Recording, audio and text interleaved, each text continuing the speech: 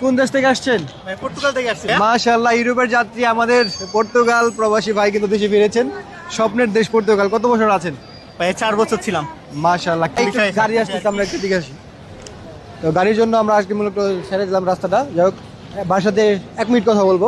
ভাই একটু পর্তুগালের বাস্তবতা বলেন, কেমন আছেন আপনারা? বর্তমানে একটু সমস্যাতে আছে, কেননা আগে ছিল 5 বছরের সিস্টেমটা ছিল আর কি বাংলাদেশে পর্তুগিজ পাসপোর্টটার।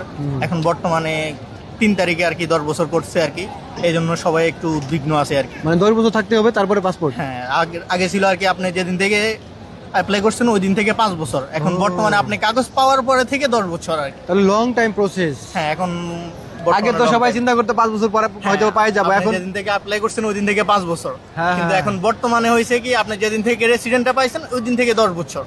না, না, আসলে খারাপ করছে তাহলে। হ্যাঁ, এখন আর এটা বাংলাদেশি আর কি- প্রবাসীরা যারা পাসপোর্ট পায় না তারা তো আসলে কি করবে এখন? কেন যাই হোক, আমার নিজেরও 3-4 বছর হয়ে গেছে কেস করছি, এখন আবার 8-10 বছর আপনি হয়তো ভাবছেন আর 2 বছর পরে পাই যাবেন, কিন্তু এটা আরো 5 বছর এক্সট্রা।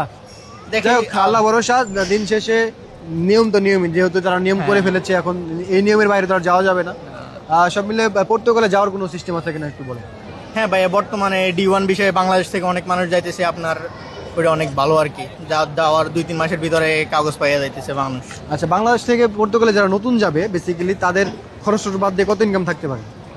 খরচ বাদ দিয়ে ধরেন আপনার কাজের উপর ডিপেন্ড করে আর কি, আপনি কোন সেক্টরে কাজ করতেছেন। সর্বনিম্ন যে কোনো সেক্টরে?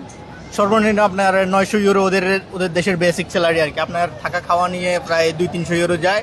এরপরে ধরেন মাস শেষে তার মানে প্রায় 80,000 টাকা 90,000 টাকা এরকম থাকে। রাখা যাবে। হ্যাঁ, খরচ কত লাগতে পারে বাংলাদেশ থেকে পর্তুগালে, জানেন কিনা এই বিষয়ে? এই বিষয়ে আমি কিছু জানি না।